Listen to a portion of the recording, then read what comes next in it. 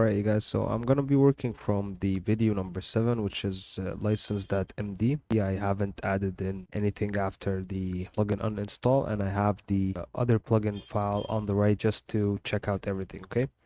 And in case you want to revert back to your plugin and your updates are not showing, you can do something really simple. Just stop the server, stop your VS Code, go into WP content, and then plugins. Just cut this and go into old plugins, make a new folder called old plugins, and just restart the server. And then, as you can see, right now it's changed a little bit, and also the code, the browser sync server has been closed, so we can just go back to localhost WordPress admin.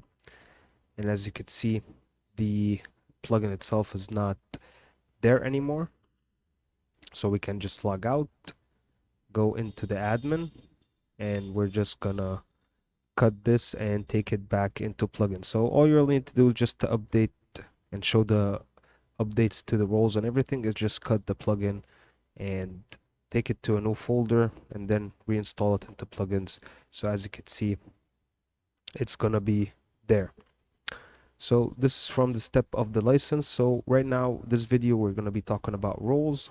So let's go to that. All right, I'm just gonna open up VS Code. So we're basically just gonna do everything that I showed you in the previous video in the demo of the security section, but we're gonna do it in steps. So in video number 8, we're gonna be doing the roles, and in number 9, we're gonna be doing the capabilities and so on. Okay, so right now we're gonna be talking about roles. Add in the marketing team role, and we also need to add in the capabilities. We're gonna do that in the next video, but for now we're just gonna be adding in the role. Okay, so let's talk about roles just first of all. So first of all, the default roles in WordPress are 6 roles, which are super admin, administrator, editor, author, contributor, and subscriber. So if I go and log in as a test subscriber, for example, subscriber has the least amount of capabilities of all the user roles. It cannot do anything basically with a subscriber role. You can modify the capabilities of subscriber role. However, that is not something that I would recommend.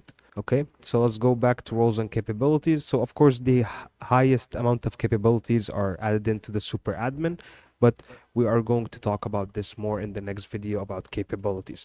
For now, all you need to understand is that subscriber has the least amount of capabilities. Editor and author comes from their name. You can post using them, and of course they have their own capabilities, and we're also going to be debugging that. Okay, so I'm just going to do a function right now that also is going to help us in the next video that's going to show us the capabilities of each role. But for now, let's start with just adding in the role itself. So if you want to add a simple role, like for example the function that I had over here, which is function add marketing team role. So as you can see, this function basically takes 3 parameters. So we got first of all the name and the display name, which is going to be the label, and an array of capabilities. Okay, so let's first of all just go into the add role. So as you can see, it's just a string role, and then the display name, and then the capabilities. So let's just add this to the file. Okay, so I'm just gonna go into this, and over here we're just gonna do like the example function and then add marketing team role. So as you can see, like the example on WordPress documentation, we're just assigning in a regular function, and we're just going to use the add role function, which takes 3 parameters. So first one is just going to be the role name, so marketing team, and then the display label or the display name. So as you can see, it's even telling me what this is while I'm writing the code. Okay, and this is just an extension, so I'm just going to show you guys that. Also, I'm going to leave a link in the description for it. Okay, and then the array itself, which is going to be the capabilities. For now, let's just add in some really simple ones like read to true, and then upload files. Cool. So as you can see, these are very basic capabilities. And in the next video, we're just going to be talking about this more while we're going to be making custom capabilities. Okay. So right now, we're pretty much done in this area.